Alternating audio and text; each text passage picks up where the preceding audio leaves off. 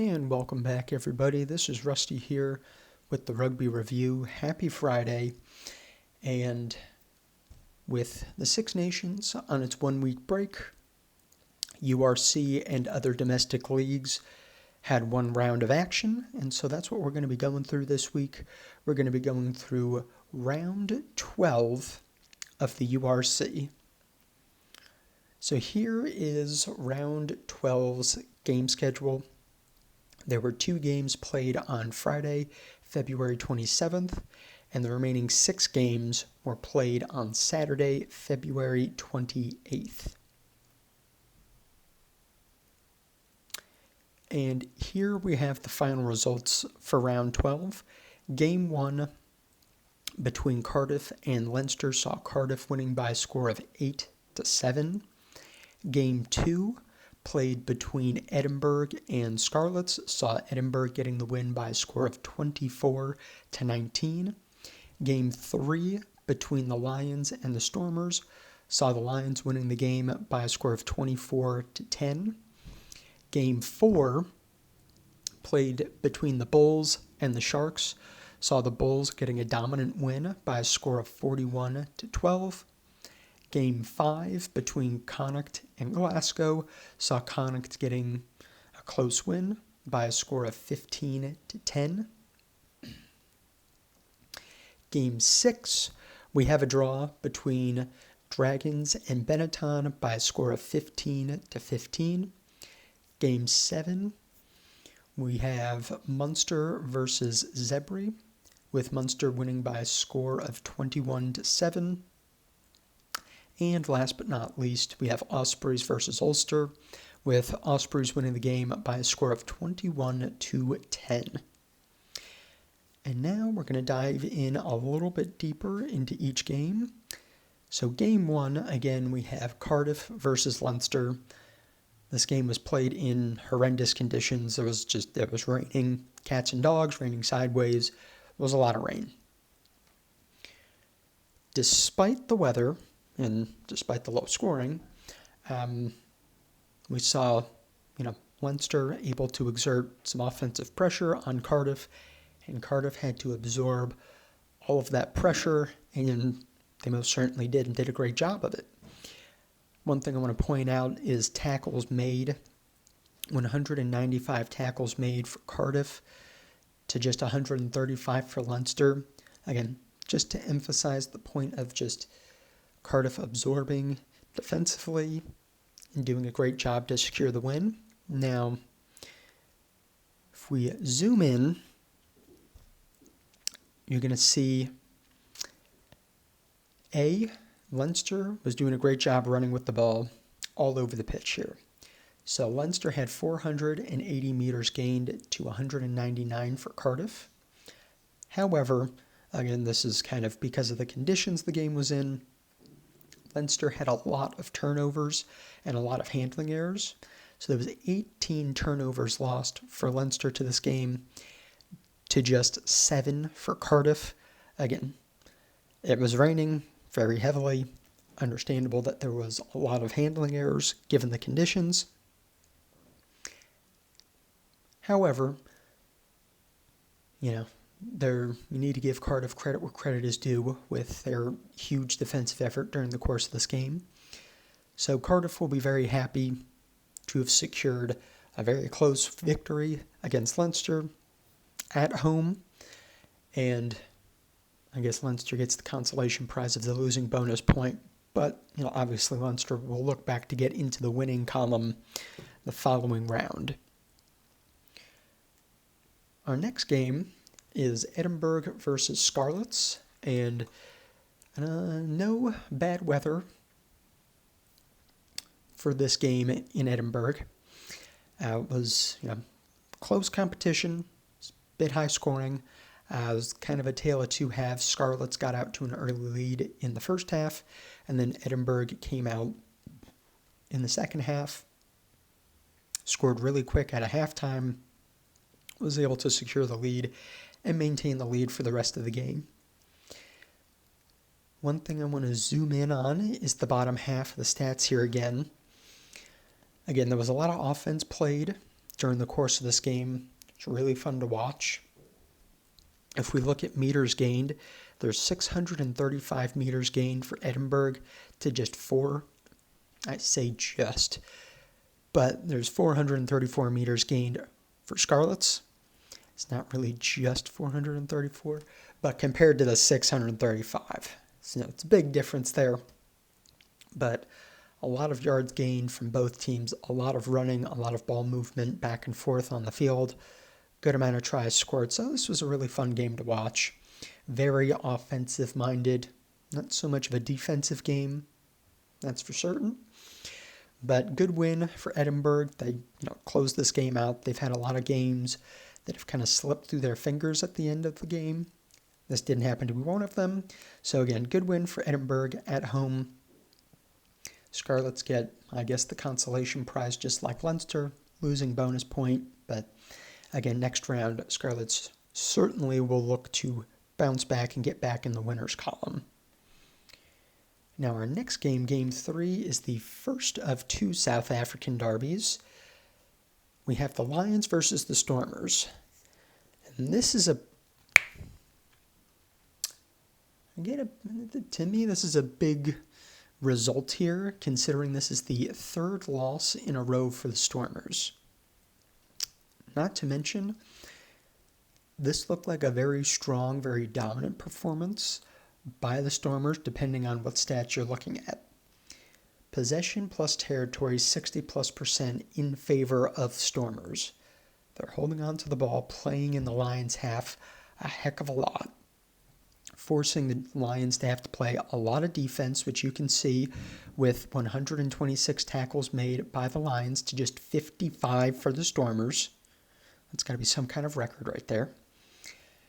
However, Lions were really efficient with ball in hand when they had it, and obviously did not need that much possession to be efficient with their scoring opportunities, getting a lead, and securing a victory.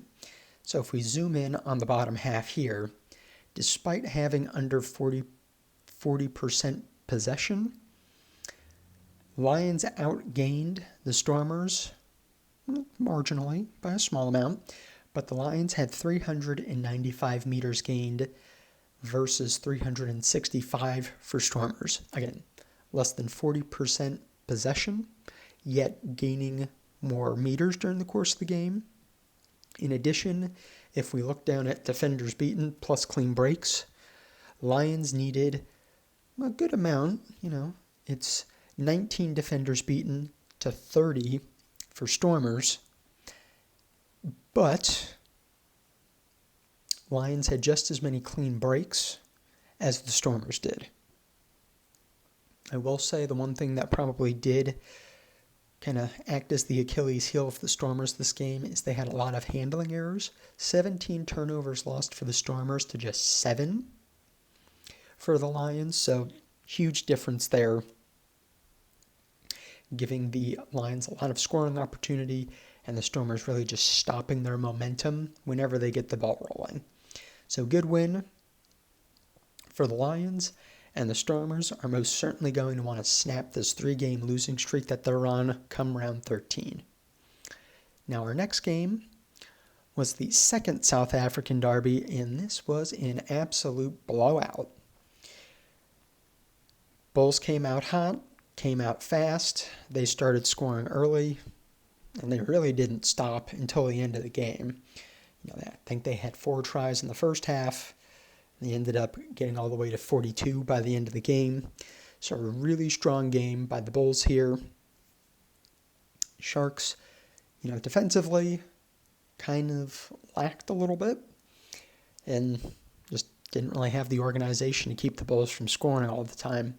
Now, what's interesting is if you look at the top half of the stat line here, you wouldn't think that the Bulls would have had such a dominant victory because possessions 50-50. Sharks have the territory advantage. Bulls were the team playing a little bit more defense. However, let's zoom in on the bottom half here. And this is where you're really going to see Bulls had a very dominant game over the Sharks. 471 meters gained for the Bulls to 341 for the Sharks. Possessions 50-50, and the Bulls, purely based off meters gained here, are much more efficient with ball in hand. In addition, Bulls had a very strong defensive effort, and you can see that with having 7 turnovers won during the course of the game. And again, we're looking at turnovers lost here. The Sharks are shooting themselves in the foot, having 14 turnovers lost during the course of the game to just 2 for the Bulls. The Bulls did not need a second invite to take advantage of the handling errors that the Sharks were making during the course of this game. And then if we look down at the bottom here, both teams pretty comparable amount of defenders beaten. 27 defenders beaten for the Bulls, 22 for the Sharks. However, when it comes to clean breaks, Bulls were way more effective and way more efficient with ball in hand. 27 defenders beaten, leading to 12 clean breaks, versus the Sharks having 22 defenders beaten, and that only translated to 3 clean breaks. Really strong performance by the Bulls here. Maybe this will be the start of something. We'll see round 13. Sharks definitely will be bouncing back, or at least trying to, come round 13. Next game. This was a bit of a shocker for me this particular round. Just Glasgow's been playing so well. They've been so dominant, so strong. But Connacht at home, give them a big defensive effort. They're a strong team. So again, this was a bit of a strong performance by Glasgow here. They were the team holding on to the ball more, playing in Connacht's half more, exerting offensive pressure onto Connacht during the entire course of the game. However, Connacht absorbed it well and was able to do more with less. And what I mean by that is if we look up at the top half here, we can see possession territory in favor of Glasgow in the blue ink, which forced Connacht to have to put in a huge defensive effort this week. 252 tackles made for Connacht to just 118 for Glasgow. Connacht made over twice the amount of tackles this week as Glasgow did. With that being said, let's look at meters gained here. 354 meters gained for Connacht to 401 for Glasgow. Despite the huge defensive effort that Connacht had to put in, they were able to get front foot ball, they were able to get meters gained, they were able to get scoring opportunities and take advantage of it. So, really good win for Connacht here, especially at home, in front of the home fans. Glasgow, kind of, I guess, that consolation prize of a losing bonus point. Not what they're looking for, obviously, but a losing bonus point on the road could have been worse, most certainly. Now, our next game was the draw between the Dragons and Benetton. I will say this is probably another instance of the Dragons leaving a lot of opportunities out on the field, because a lot of these offensive stats are heavily skewed towards the Dragons, except for meters gained. And the Dragons also had, also had a very strong defensive effort. So if you look down at turnovers won, 11 turnovers won for the Dragons this game to 4 for Benetton. And Benetton had 11 turnovers lost to just 1 turnover lost for the Dragons.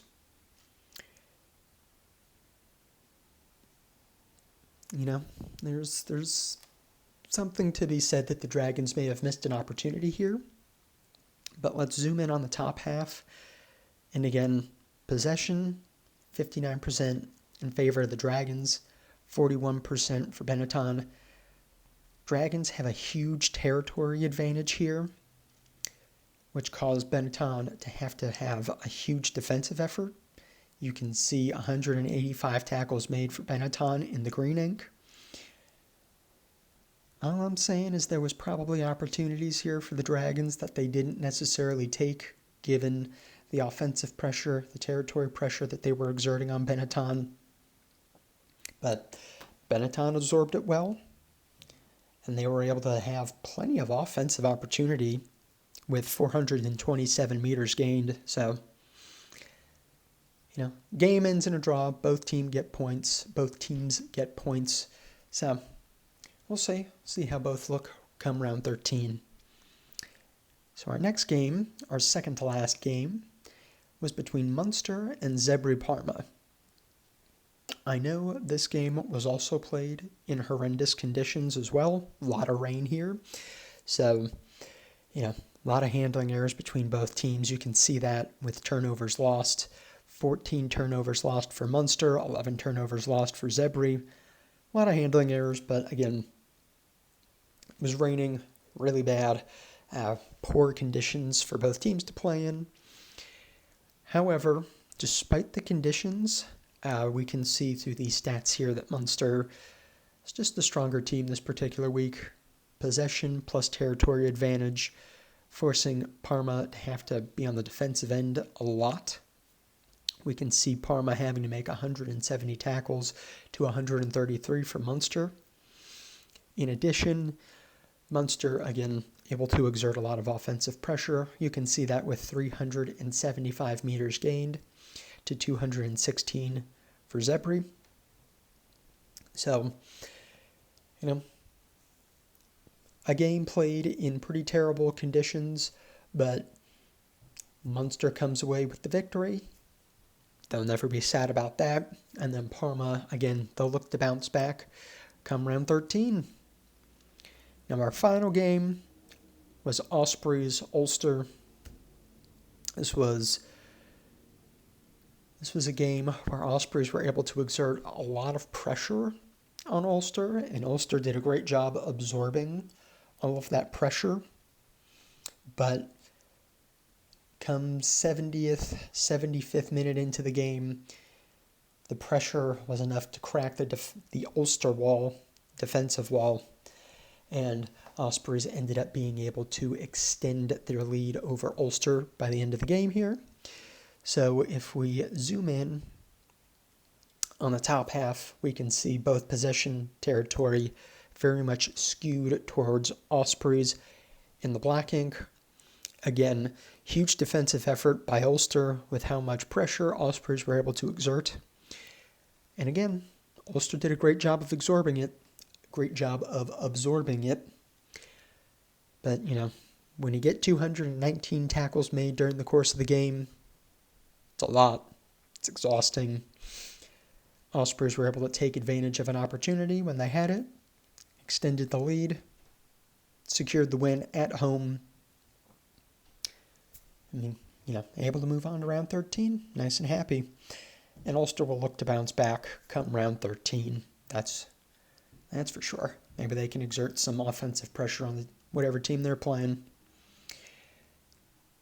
So that's it for the games. Let's move into the live ladder here. On the left, we can see the live ladder as of February 2nd. On the right, we have the live ladder as of March 2nd, about 1 month later. Just a reminder, all teams in the black ink have not moved from the previous round. All teams in the green ink have moved up the ladder.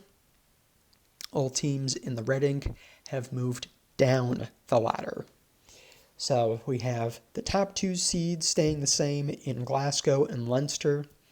In addition, we have seed 14, 15, and 16 also staying the same, with Dragons, Scarlets, Parma staying right where they are. Every other team between 3 to 13 changed. Teams are moving up and down the board. So, a lot of movement here this week. Still very close competition for the final 8 spots of this playoff push. There's a lot more movement to come throughout the rest of the rounds for this competition. So, we'll see which teams are and are not in the top 8 come the final round. And here we have round 13 schedule. We have 3 games to be played on Friday, March 20th. And then the following day, Saturday, March 21st, there are going to be 4 games played. And then the 22nd, that Sunday, there'll be a game between the Stormers and the Dragons, potentially. This is a makeup game from earlier in the season, so I don't know if they're 100% convinced that they're going to have it, but there was a TBD right next to it as I was looking at the schedule. So again, here is round 13's schedule. And that is it for this week. Thank you all for listening, if you're still listening at this point in time. I appreciate it. If you liked the video, please hit the like button. If you liked it enough to subscribe, please subscribe. Or share it with somebody you know that may enjoy this. Thank you, and I will see you next week.